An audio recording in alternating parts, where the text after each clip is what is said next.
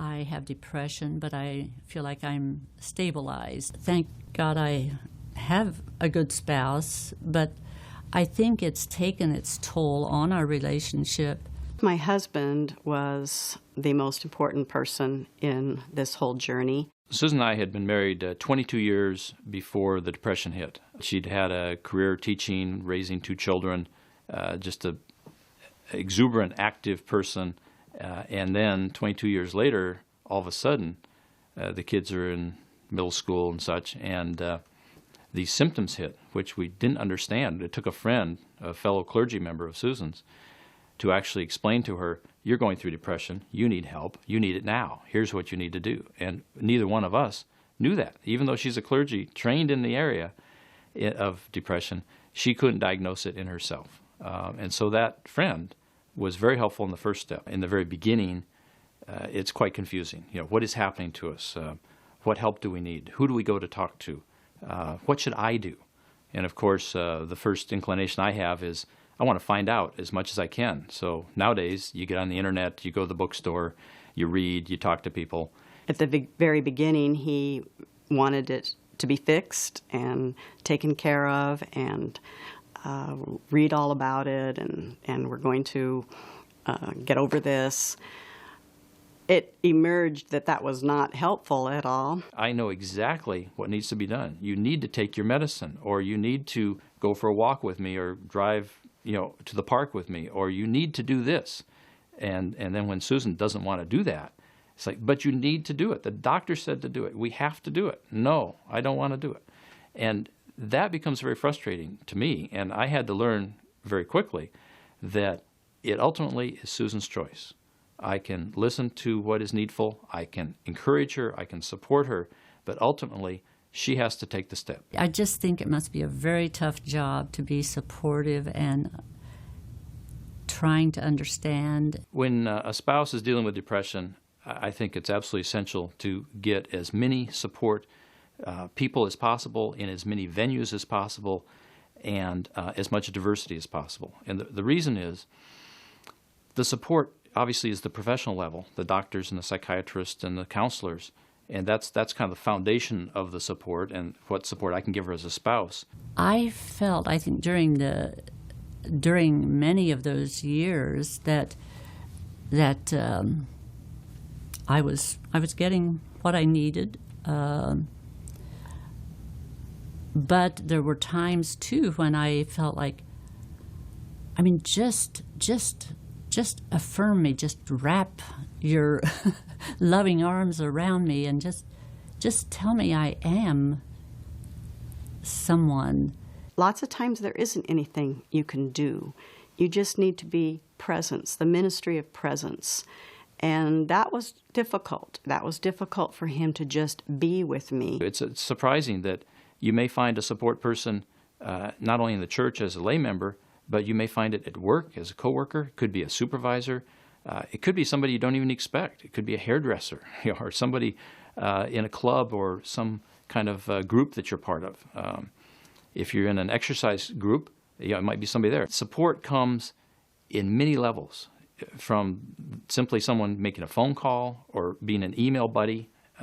She has a support person on the East Coast she's never met.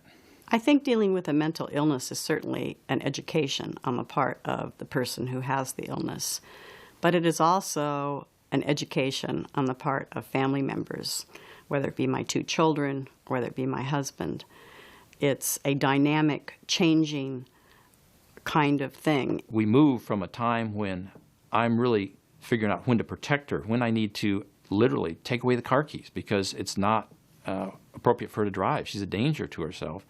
And then that moment passes, and later that day, the car keys are available again because she either took some medication or she calmed down, or we found some way to kind of get past that urgent crisis. I resented that at times. And it was a difficult thing when I began to get better. And then I wanted to be more in charge of my own life. I felt I knew what I needed best. And that was a difficult role for him to change back. It's almost a trust role. How much are you going to trust that the person isn't going to relapse or have other issues? And how much are you going to still maintain control? It evolves a lot. What you had to do and should have done at 1 year, at the beginning, may be absolutely the wrong thing to do later on, because at that point, as she's moving out of the darkness and into being able to cope more, I should not be the one who's protecting her.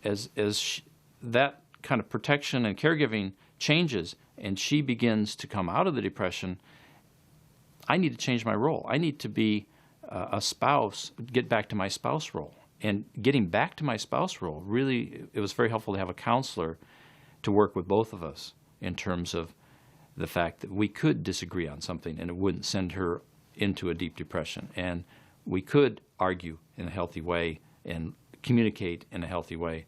And it wasn't just about protecting her, but it was about both of us strengthening our relationship and growing together.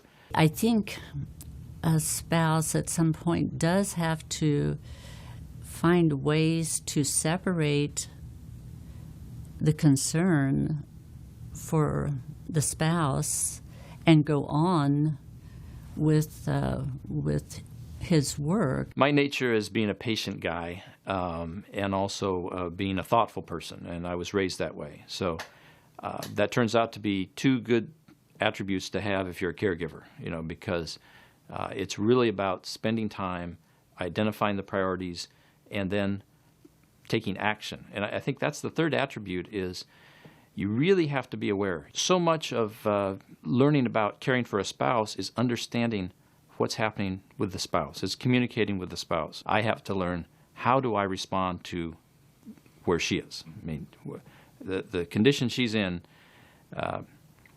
pretty soon I got a set of tools, and Susan got a set of tools. So early on, when she felt, for example, overwhelmed, the doctor helped her identify, and I helped her identify a set of like 10 immediate things that she could do. And she wrote those down. She had them on a list on her desk. And if something was overwhelming her and it was just too much, she would pick one of those 10 and she would do it right there.